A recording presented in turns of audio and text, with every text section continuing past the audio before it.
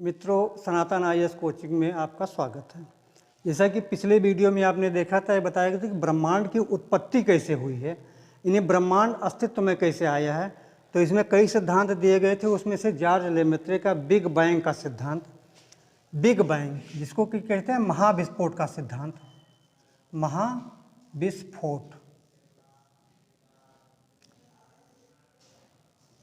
महाविस्फोट का सिद्धांत सबसे तार्किक और सबसे अच्छा माना गया है।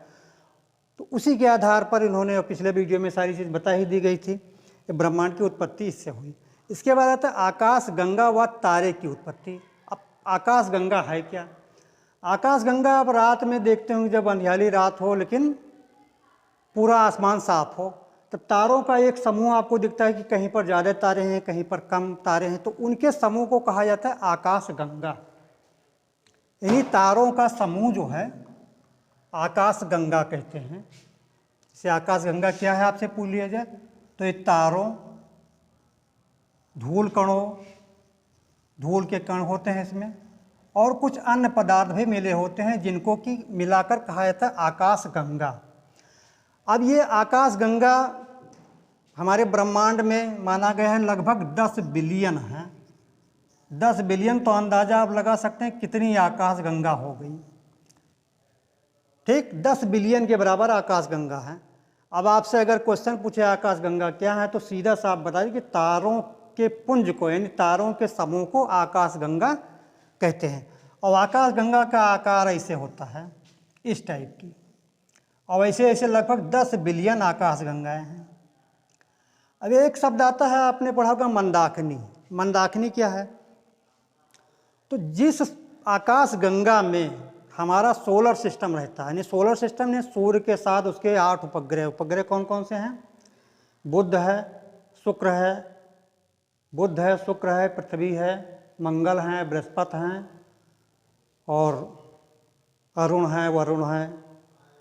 8 ग्रह हो गए। तो जिसमें जिस आकाश गंगा में हमारा सोलर सिस्टम रहता है उसको हम कहते हैं मंदाकिनी। मान लीजिए कि इसमें हमारा सौर परिवार है। सौर परिवार कहने मतलब सूर्य का परिवार, सूर्य के परिवार, सूर्य प्लस उसके उपग्रह, ये उनकी हो गई फैमिली। इसको हम कहते हैं मंदाकिनी, मंदाकिनी। और मंदाकिनी नदी भी है कहाँ पर? उत्तराखंड में। इसको भी ध्यान में रखिएगा। तो आकाश गंगा क्या है? ये तारों का एक समूह है। इसमें तमाम तारे पाए जाते हैं, धूल के कण भी पाए जाते हैं, और लगभग 10 मिलियन के बराबर वो हमारे ब्रह्मांड में आकाश गंगाएं हैं। तो आपको ये 10 मिलियन याद करने की ज़रूरत नहीं है, सिर्फ आप तारे आकाश गंगा क्या हैं यही याद रखिए। मंदाकिनी क्या है? जिस आकाश गंगा में हमारा सौरमंडल रहता है उसको हम कहते हैं मंदाकिनी। अब इनका जो हमारा सौरमंडल जिसमें है, यानी हमारी जो मंदाकिनी, उसका आकार क्या है? तो आकार तस्तरी नुमा है। आप अपने घर में तस्तरी का इस्तेमाल करते होंगे, बिल्कुल उसी के तरीके की तस्तरी, जो ये तस्तरी टाइप की है। इंग्लिश में कहते हैं सर्पिलाकार, सर्पिलाकार। ठीक। अब बात आती है इन तारों की उत्पत्ति के, क्योंकि तारों से ही आकाश गंगा का निर्माण हुआ है और तारे से मंदाकिनी का निर्माण हुआ है। तो तारे की उत्पत्ति कैसे हुई?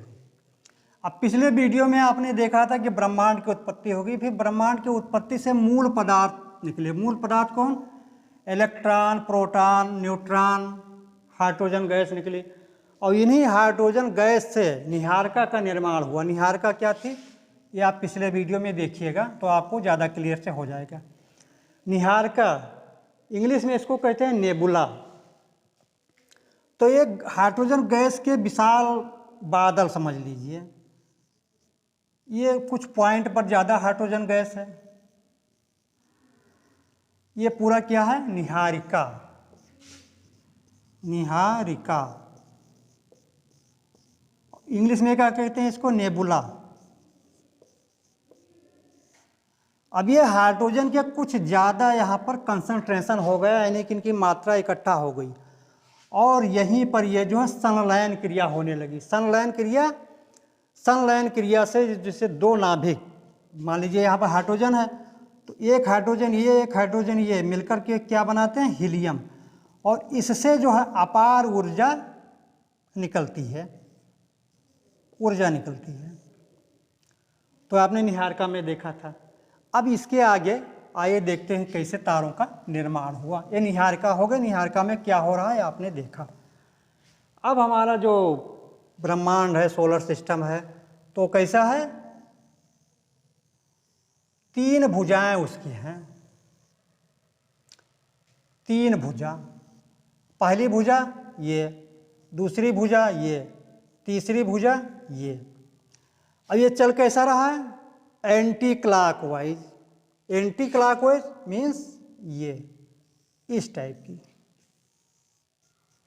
क्लॉक कैसी चलती है आपकी, देखिए क्लॉक ऐसे ऐसे चल रही है आपकी, और ये चल रहा है एंटी क्लॉक यानी ऐसे। तो ये वाली भुजा इधर आई, तो यहाँ पर इसके सामने बहुत सारा हाइड्रोजन के पदार्थ यहाँ पर इकट्ठा हो जाते हैं, बादल बन जाते हैं। और जब हाइड्रोजन के सारे परमाणु यहाँ पर इकट्ठा हो गए तो यहाँ पर संलयन की क्रिया शुरू हो गई।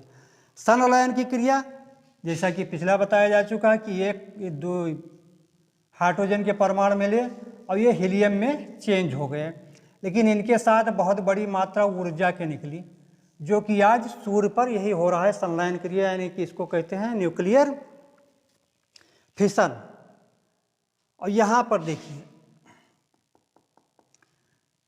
ये तारे का निर्माण हो रहा है, इसको कहते हैं भ्रूण तारा या इम्ब्रियो तारा।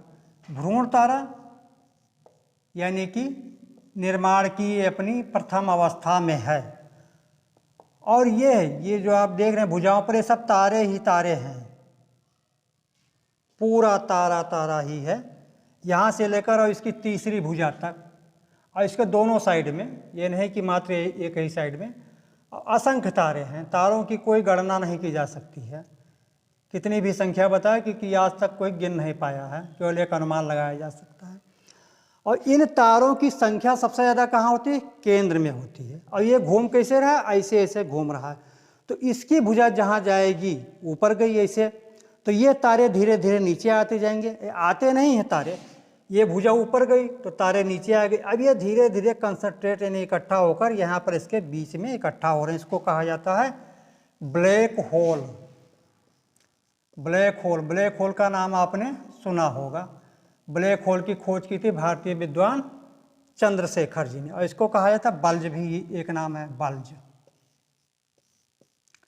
और चंद्रशेखर जी को 1983 में नोबेल प्राइज इसी के लिए दिया गया था। और आप आगे आएंगे तो उनके बारे में और भी अध्ययन करेंगे। पहले तारों की उत्पत्ति देख लेते हैं। तो आपने देखा कि जो हमारी ये ब्रह्मांड है उसकी तीसरी भुजा पर सबसे ऊपर हाइड्रोजन के अणु मिल रहे हैं, जिससे तारों का निर्माण हो रहा है, उसमें संलयन की क्रिया हो रही, ऊर्जा निकल रही है। लेकिन एक समय ऐसा आता है जब सारा ईंधन खत्म हो जाता है। कहीं भी आप ईंधन डलवाइए, चाहे आपकी बाइक में ईंधन पड़ता हो, चाहे आपकी मोबाइल का ईंधन हो जो आप चार्ज कराते हैं, या आपका गैस है, कभी ना कभी वो ख़त्म होगा। तो ये हाइड्रोजन कभी ना कभी तो ख़त्म होगा। तो जब ख़त्म होगा तो वहाँ पर क्या क्रिया होती है, आइए देखते हैं। ये जब हाइड्रोजन बीच का ख़त्म हो जाएगा, सबसे ज़्यादा जो संलयन हो रहा है बीच में हो रहा है, तो अगल बगल के हाइड्रोजन को ही अपने तरफ आकर्षित करेगा, अगल बगल के। और बीच में ये खत्म हो गया, बीच में क्या बचा, हीलियम। ये सारी चीज़ किस में चेंज हो रहा है, हीलियम। और हीलियम किस में बदल जा रहा है, कार्बन में। कार्बन किस में चेंज हो रहा है, ये लोहा में, ये फी में। धीरे धीरे ये चेंज हो रहे हैं। अब बीच में ईंधन बचा नहीं, किनारे वाला बचा है। अंदाजा आप लगा सकते हैं, जैसे आप ठंडे में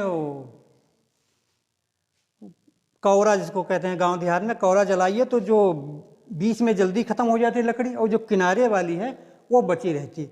सेम वही चीज़ यहाँ भी हो रहा है। तो बीच का हाइड्रोजन यहाँ पर ये इसको खींचेंगे, और एक तरीके से इसमें बहुत बड़ा विस्फोट होता है उस समय, बहुत तगड़ा।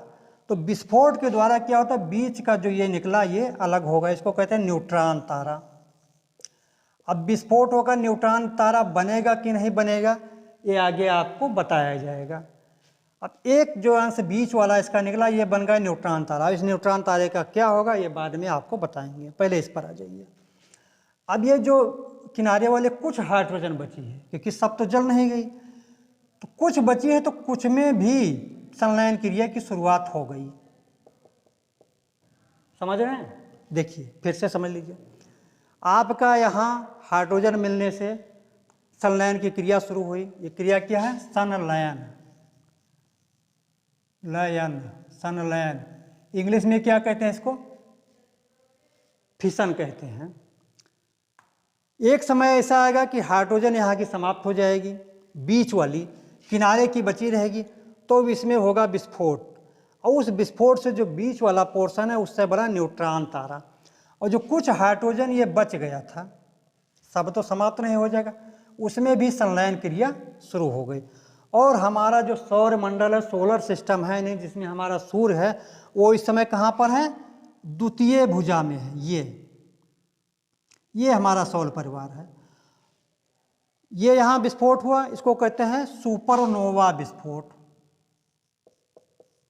सुपरनोवा विस्फोट, सुपरनोवा विस्फोट यानी बहुत बड़ा विस्फोट हुआ ये। अब ये सुपरनोवा विस्फोट होगा और दूसरा एक सामान्य विस्फोट होता, तो सुपरनोवा विस्फोट क्यों होगा, सामान्य विस्फोट क्या होगा, थोड़ा सा अभी आपको आगे बताते हैं, पहले इसमें समझ लीजिए। तो यहाँ संलयन की क्रिया शुरू हो गई थी। अब ये धीरे धीरे आते आते द्वितीय भुजा में जो हमारा सोलर सिस्टम है, ये यहाँ पहुँच गया है। यही चीज़ मैंने इसका चक्कर ये लगाया है। इसमें क्या है? सूर्य हैं, सूर्य के साथ उनके ग्रह हैं। ग्रह में कौन कौन से हैं? सूर्य हैं, सूर्य को तारा कहा जाता है, अभी बताएंगे तारा और ग्रह में क्या अंतर है। तो सूर्य हैं, बुध हैं, शुक्र हैं, पृथ्वी हैं, मंगल हैं, बृहस्पति हैं, शनि हैं, अरुण हैं और वरुण। इसमें प्लूटो भी ग्रह था, नवा ग्रह, लेकिन प्लूटो को ग्रह के भी परिवार से अलग कर दिया गया। कारण क्या? एक तो छोटा वो ग्रह था, दूसरा ग्रह के बारे में ये कहा गया कि ये ग्रह दूसरे ग्रह का रास्ता ना काटे, मैंने उसके रास्ते में ना आए, तो कभी कभी दूसरे रास्ते में चला जाता था, इसलिए 2006 में इसको ग्रह से अलग कर दिया जाएगा। अब आपको मात्र पढ़ने हैं 8 ग्रह, 9 ग्रह नहीं है। अब ये हमारा जो सूर्य सिस्टम है, सोलर सिस्टम है, ये दूसरी भुजा में है। तो एक पॉइंट यहाँ लिख देते हैं, हमारा सौर परिवार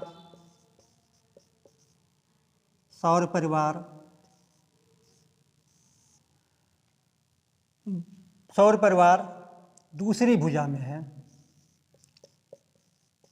दूसरी भुजा में है। ठीक।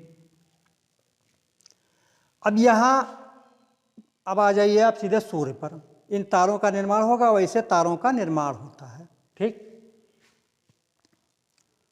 तो शुरू में जो तारे होते हैं उनमें सबसे ज़्यादा प्रकाश होता है, यानी कि नीला जलते हैं शुरुआत के जो तारे होते हैं। इसके अलावा जैसे जैसे उनका प्रकाश कम होता जाता है, वैसे वैसे जो उनकी लाइट है वो कम होती जाती है। तो पहले होगा नीला प्रकाश होगा, उसके बाद ऐसे ऐसे उनमें कमी आती जाती है।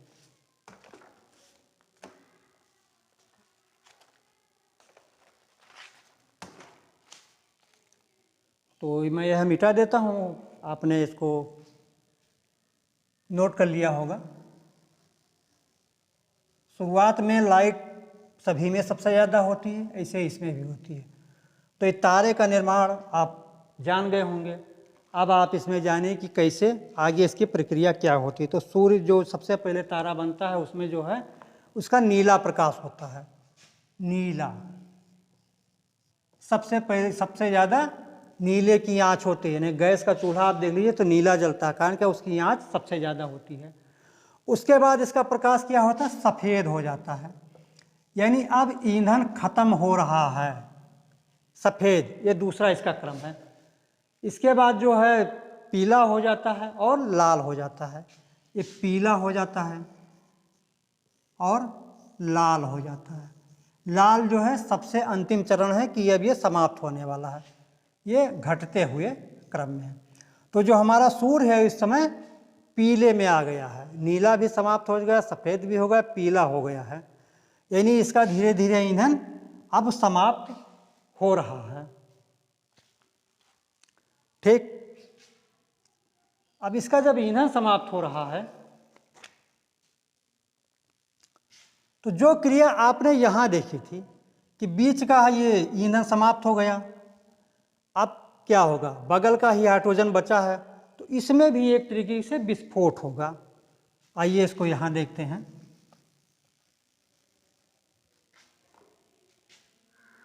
ये देखिए, ये आपका सूर्य है। अब बीच का ईंधन लगभग समाप्त हो गया है तो इसमें भी विस्फोट होगा। तो क्या होगा, ये बीच वाला पोर्शन निकल आया और ये फिर ये जो किनारे वाला हाइड्रोजन बना इसमें भी संलयन की क्रिया शुरू हो गई, सेम जैसे आपने वहाँ देखा था। तो ये क्या बना, सफ़ेद वामन। ये बनता है सफ़ेद वामन। सफ़ेद मतलब व्हाइट, वही वामन मतलब छोटा। अब ये सफ़ेद वामन क्यों बनेगा, ये एक चंद्रशेखर सीमा होती है जो भी आपको बाद में बताएंगे। सेम यहाँ भी वही चीज़ है।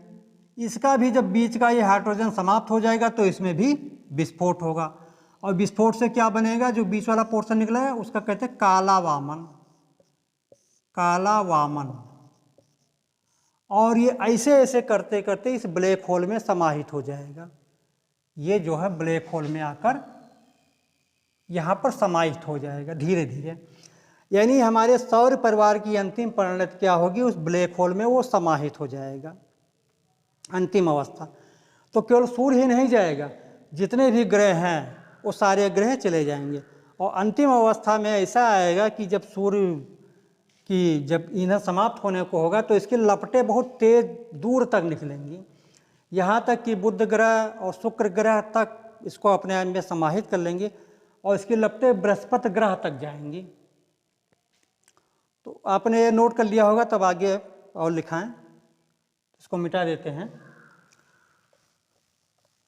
फिर क्या, जब ये बृहस्पति ग्रह तक जाएंगी तो उसमें जो पृथ्वी है, पृथ्वी आ ही जाएगी। यानी एक तरीके से पूरी तरीके से जो सिस्टम है, सोलर सिस्टम, ये समाप्त हो जाएगा। अब आगे देखें कि क्या ये ब्लैक होल क्या है, अंतिम अवस्था सूर्य की क्या होगी, इसके बारे में थोड़ी सी जानकारी ले लेते हैं। और कौन सा सुपरनोवा विस्फोट होगा, कौन सा विस्फोट होगा।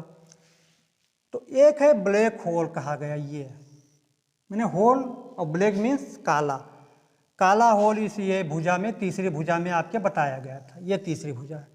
और ब्लैक होल की खोज की थी भारतीय वैज्ञानिक चंद्रशेखर ने।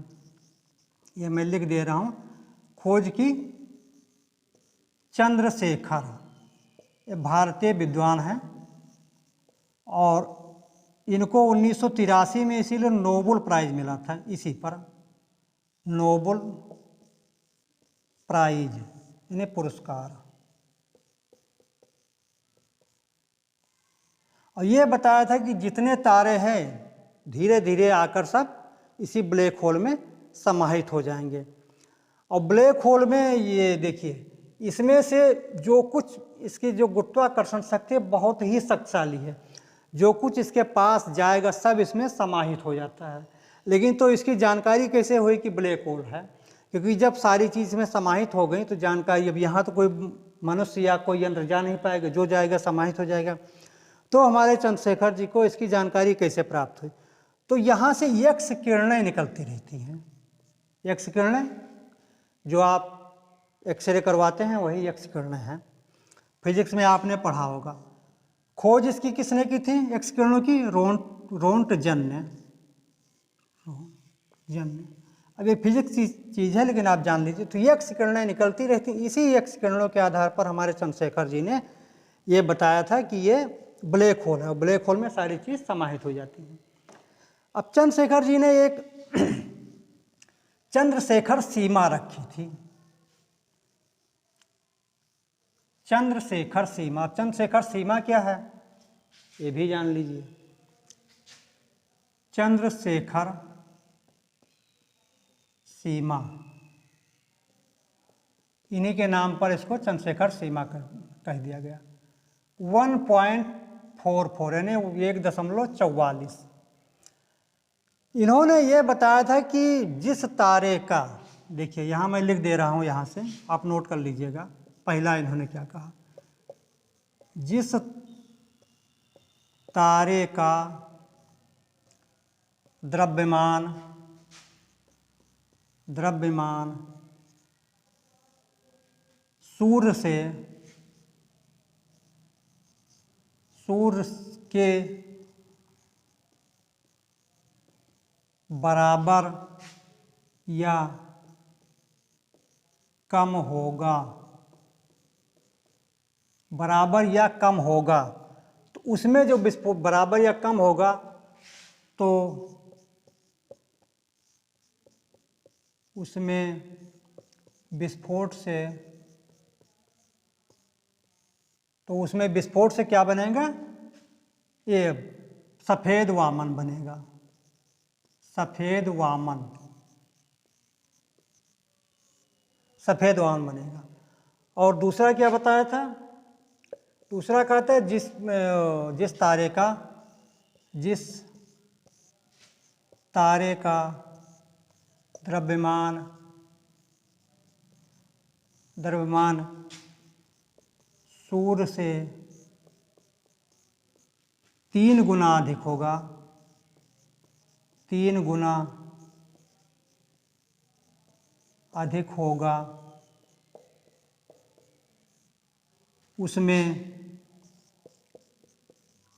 उसमें सुपरनोवा विस्फोट होगा, सुपरनोवा विस्फोट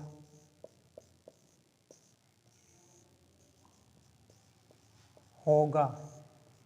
तो ये 2 सिद्धांत आप उनके जाने रहिए। जिस तारे का द्रव्यमान सूर्य के बराबर होगा या कम होगा उसमें विस्फोट होगा तो सफ़ेद वामन बनेगा, बाद में काला वामन बनेगा। और जिस तारे का द्रव्यमान सूर्य से 3 गुना अधिक होगा उसमें जो है सुपरनोवा विस्फोट होगा। ठीक, आपने इसको नोट कर लिया होगा। कुछ चीज़ें और हैं जो आप नोट कर लीजिए।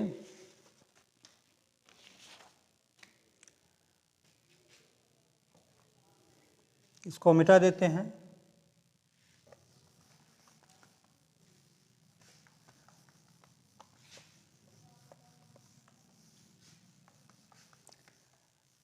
अब 1-2-3 क्वेश्चन आपसे फैक्ट पूछे जाते हैं। से पृथ्वी के सबसे, देखिए पहले तारा और ग्रह थोड़ा सा अंतर है जान जी। तारा क्या है, ग्रह क्या है? तारा और ग्रह क्या है? तारा वो कहते हैं जिसमें स्वयं का प्रकाश हो, इसमें स्वयं का प्रकाश हो, इन्हें इसको इंग्लिश में कहते हैं स्टार। स्वयं का प्रकाश हो, जैसे सूर्य।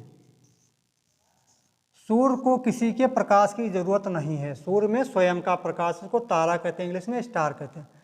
ग्रह कहते हैं जिसमें प्रकाश नहीं होता है, ये प्रकाशहीन होता है, प्रकाशहीन यानी कोई लाइट नहीं होती। जैसे पृथ्वी सबसे बढ़िया उदाहरण, पृथ्वी है, मंगल है, बुध है, शुक्र है, ये सब क्या है, ग्रह है।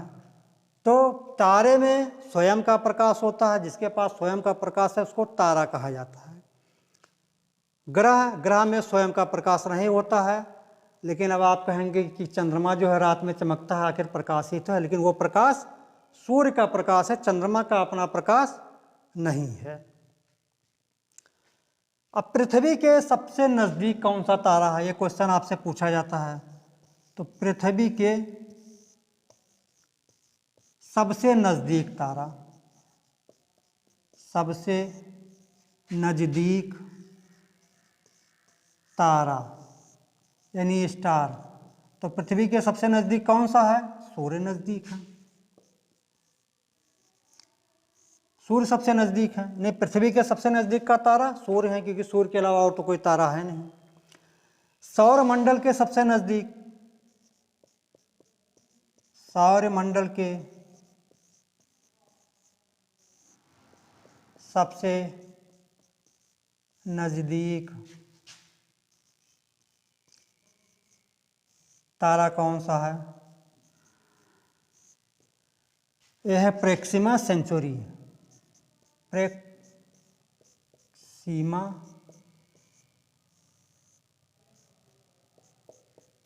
सेंचुरी।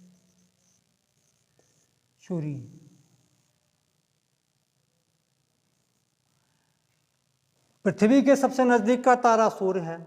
इसे आपकी ये पृथ्वी है, इधर देख लीजिए, ये पृथ्वी है, ये शुक्र है, ये बुध है, ये सूर्य है। यही तो है आपका क्रम। तो आपके सबसे नज़दीक कौन हुआ? सूर्य हुए। सूर्य में सन ये है और ये ई में अर्थ।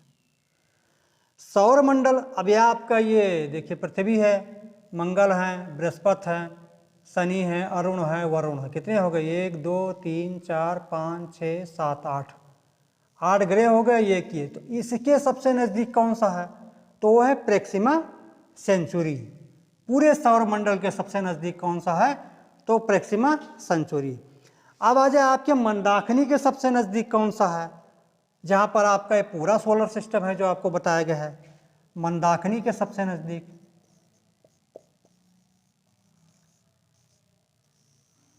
मंदाकिनी के सबसे नज़दीक तारा, सबसे नज़दीक तारा तो वो क्या है? एंड्रोमेडा कहते हैं उसको, एंड्रोमेडा। ठीक। अब ये आपका सोलर सिस्टम भी समाहित है, तारे भी मन रहे हैं, मैंने मंदाकिनी में बहुत कुछ है। तो उसके सबसे नज़दीक कौन सा है? एंड्रोमेडा, सूर्य, प्रेक्सिमा सेंचुरी। अब आपने कुछ फैक्ट जान लिए होंगे। अब आगे चलते हैं इसके। ठीक, इसको मिटा देते हैं।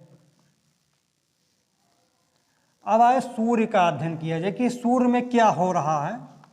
वैसे तो वहाँ तक कोई गया नहीं है, ना कोई जा पाएगा, क्योंकि टेम्परेचर उसका 6000 डिग्री सेल्सियस है। फिर भी तमाम साक्ष्यों के आधार पर कुछ जानने की कोशिश की गई है कि सूर्य में ऐसा क्या हो रहा है, कैसे हमको ऊर्जा मिलती है।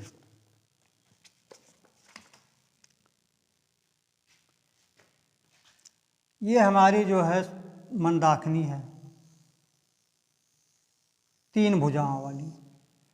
सोलर सिस्टम हमारा सूर्य कहाँ है? ये यहाँ पर अपने परिवार के साथ है। परिवार में इनका परिवार क्या है? ग्रह परिवार है, सौर परिवार जिसको कहा जाता है, सौर परिवार या सोलर फैमिली। और संलयन की क्रिया इसमें लगातार हो रही है। ये सूर्य जो है, ये जो बल्ज है ये वाला, जिसको बल्ज कहा गया या ब्लैक होल कहा गया है, बल्ज, ये 25 करोड़ वर्ष में इसका ये चक्कर लगा लेते हैं, जिसको कहते हैं ब्रह्मांड वर्ष। सूर्य जो है, देखिए यहाँ लिख दे रहे हैं, सूर्य 25 करोड़ वर्ष में ब्लैक होल का एक चक्कर लगा लेते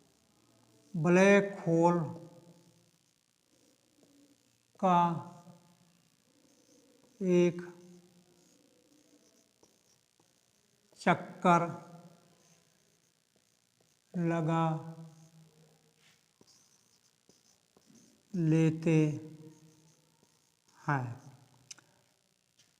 सूर्य 25 करोड़ वर्ष में ब्लैक होल का एक चक्कर लगा लेते हैं।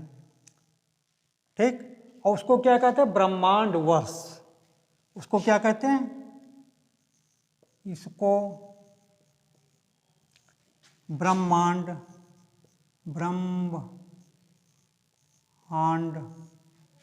वर्ष, ब्रह्मांड वर्ष कहते हैं। यानी ये हमारा सूर्य है और ये इसका चक्कर ऐसे ये 25 करोड़ वर्ष में लगा लेते हैं, जिसको कहते हैं हमारा ब्रह्मांड वर्ष, इसको कहा जाता है। और मंदाकिनी आपकी घूम कैसी रही है? एंटी क्लॉकवाइज घूम रही है। ठीक, तो इसको मिटा देते हैं।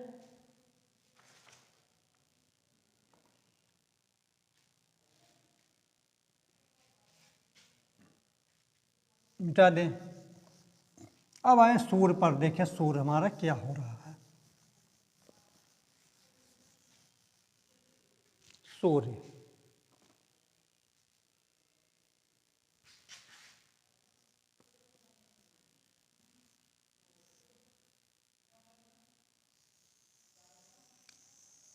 सूर्य में ये है कोर, जिसको कहते हैं कोर। कोर के बाद क्या है, एक और बेल्ट है, रेडिएशन पेटी है, इसको क्या कहते हैं। फिर एक है संवाहन पेटी, संवाहन पेटी। इसके बाद है फोटोस्फीयर, ये है फोटोस्फीयर, इसको कहते हैं प्रकाश मंडल। फिर एक क्रोमोमंडल, क्रोमोस्फीयर। इसको आप बना लीजिए, अभी मैं आपको सब बताऊं, एक एक करके बता दूंगा। एक है कोरोना, एक लाइन ये है,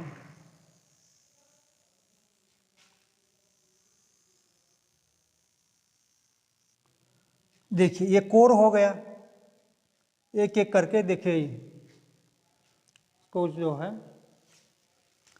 इसको आप बना लीजिए, फिर इसको कायदे से देखते हैं।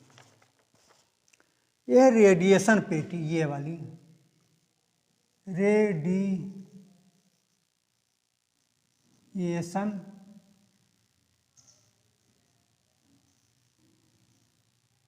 पेटी, ये रेडिएशन पेटी। ये है संवाहन पेटी, संवाहन पेटी। ये क्या है, फोटोस्फीयर, फोटोस्फीयर, फोटोस्फीयर। इसके बाद क्रोमोस्फीयर, फोटो के बाद क्या है, क्रोमोस्फीयर। ये देखिए क्रोमोस्फीयर,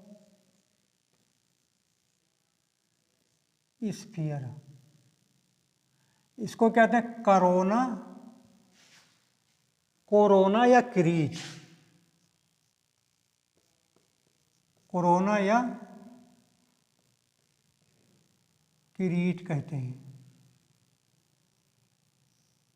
यानी कि कितने हो गए, 1 2 3 4 5 6। सूर्य में 6 परत होती है, 6 पेटी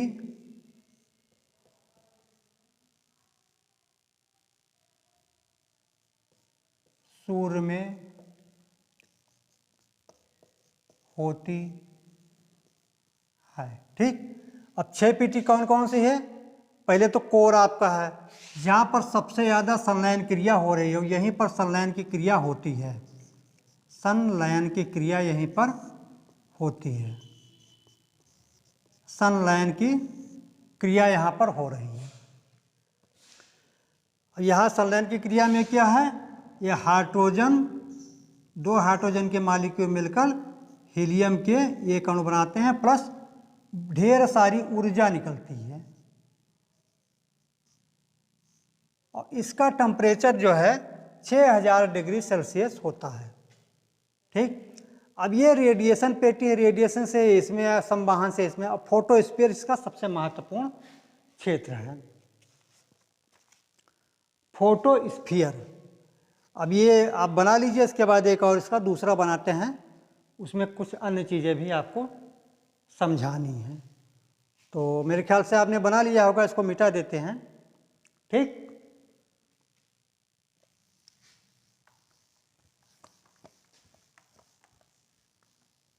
ये भी आपने लिख लिया होगा। देखिए ये कोर है, कोर के बाद क्या है, ये रेडिएशन है, रेडिएशन के बाद ये संवाहन है, संवाहन के बाद ये फोटोस्फीयर है। तो ये कोर, बाकी का नाम मैं नहीं लिखता हूँ, फोटोस्फीयर में ही मैं नाम लिखता हूँ केवल, क्योंकि इसी का हम लोग अध्ययन करेंगे। चीज़ें बहुत सी, लेकिन कोई ज़रूरत नहीं, फिर सिर्फ आपके एग्जाम के लिए जो अनिवार्य है। इस फोटोस्फीयर में ही सौर कलंक का निर्माण होता है।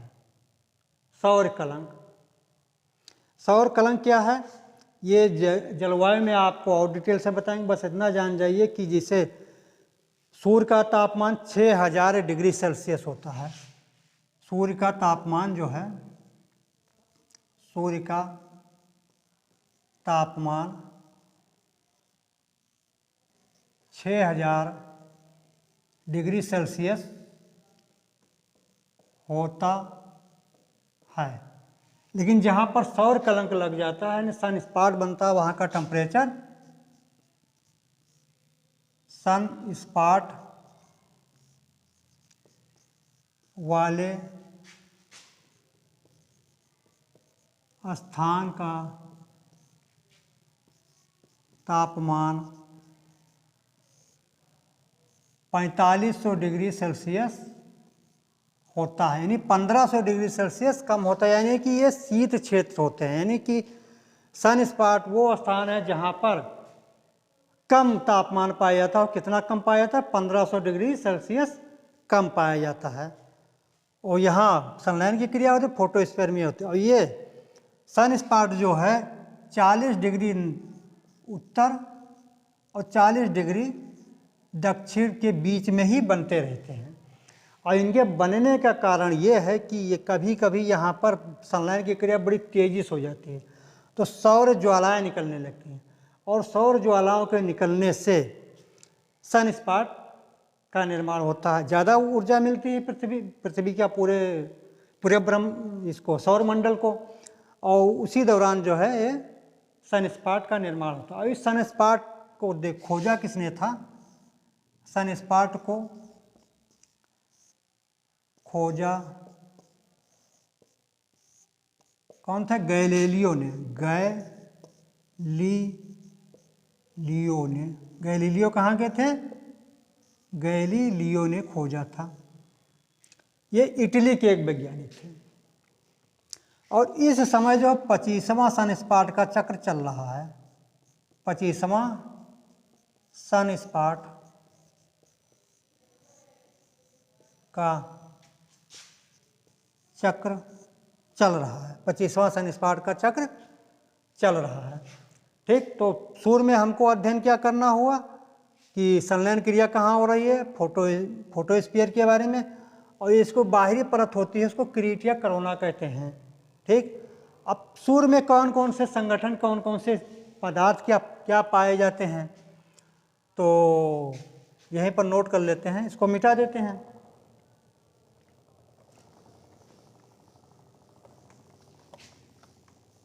वो उसको बना रहे हैं, क्या क्या पाया जाता है, तो इसका हम लोग देखते हैं कायदे से। ठीक,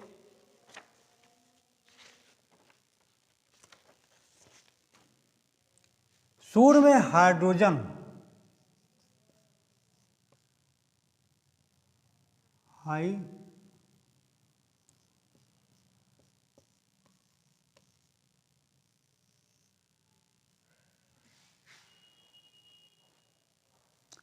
सूर्य में हाइड्रोजन जो है 70.4% पाया जाता है, हाइड्रोजन सबसे ज़्यादा। और हीलियम कितना पाया जाता है?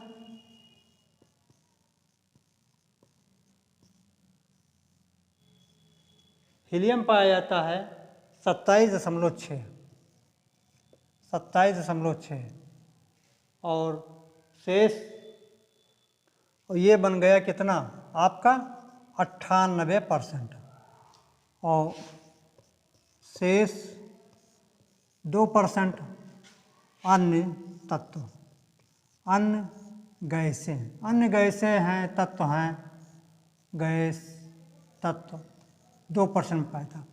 अब आपसे क्वेश्चन पूछा जाए कि सूर्य में सबसे ज़्यादा कौन सा तत्व पाया जाता है, तो हाइड्रोजन पाया जाता है और हीलियम पाया जाता है। हीलियम 27% और हाइड्रोजन 70% पाया जाता है सूर्य में। ठीक, तो अब ये आप लगभग जान गए होंगे। और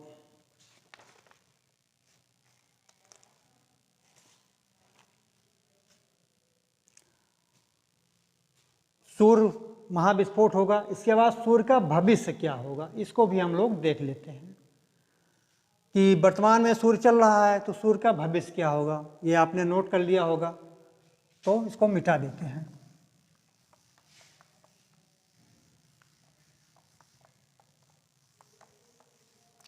ये इसको मिटा दें।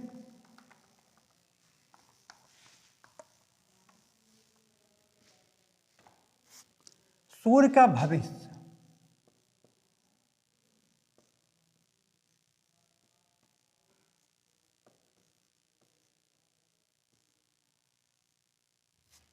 ये हमारे सन देवता हैं। ये प्रकाश निकल रहा है, देखिए सन। अब इनका भविष्य क्या होगा? महाविस्फोट इसमें होना ही है। ये जब धीरे धीरे देखिए, ये हाइड्रोजन जो है हीलियम में चेंज होता है, और हीलियम किस में चेंज होगा? कार्बन में। कार्बन किस में चेंज होगा? लोहा में चेंज होता जाएगा। तो ऊर्जा उत्पादन बंद, ऊर्जा उत्पादन समाप्त।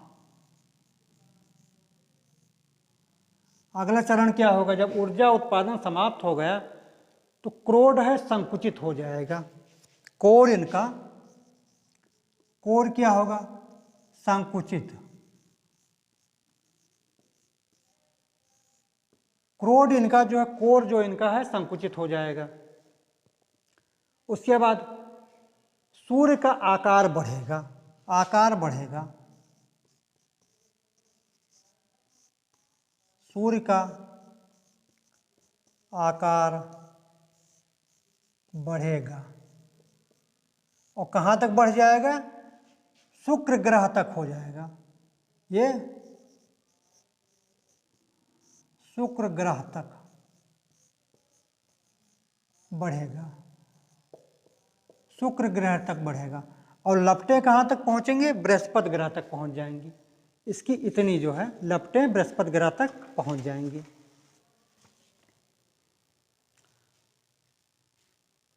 और कोर का ईंधन समाप्त होने पर ये यहाँ पर देखिए फिर है कोर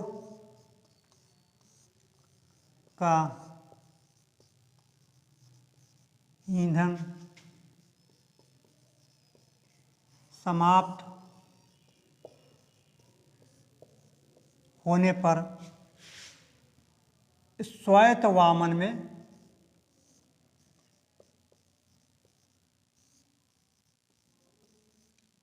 बदल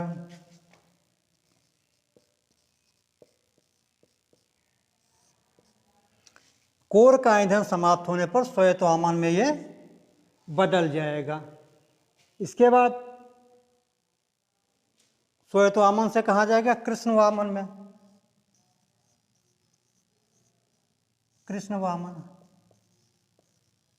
और उसके बाद अदृश्य,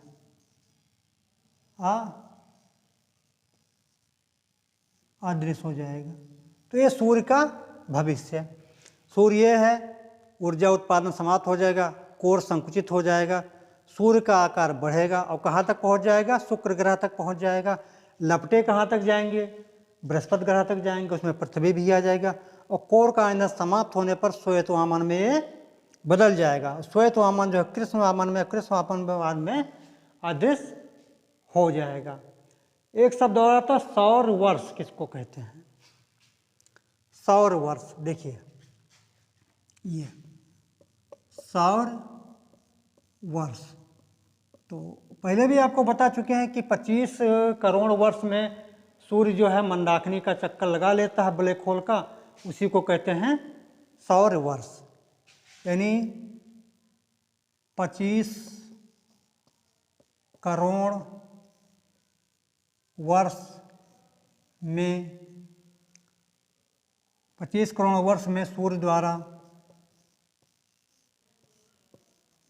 मंदाकिनी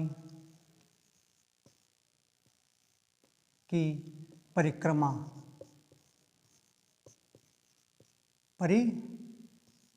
परिक्रमा इसको सौर वर्ष यानी सोलर ईयर कहा जाता है। ठीक। सौर कलंगा आपको बता दें, एक होता है अरोरा, अरोरा भी इसी के साथ जान जाएं। ठीक। अरोरा क्लाइमेट में देखा जाएगा। तो मित्रों ये वीडियो ज़्यादा बड़ा ना हो इसलिए मैं इसको यहीं पर विराम देता हूँ और फिर मिलते हैं एक नए अच्छे वीडियो में। जय हिंद, जय भारत।